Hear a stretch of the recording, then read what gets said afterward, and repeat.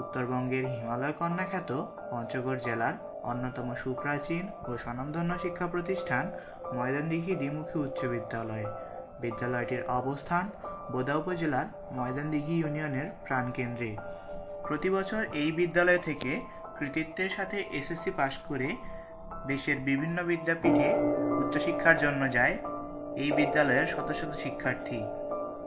এরই ধারাবাহিকতায় এবারে আমরা এসএসসি ব্যাচ 2025 বিদায় জানাচ্ছি প্রাণপ্রিয় এই শিক্ষাঙ্গনকে। এই তো সেদিনই পদার্পণ করেছিলাম প্রাণপ্রিয় এই ক্যাম্পাসটিতে। অথচ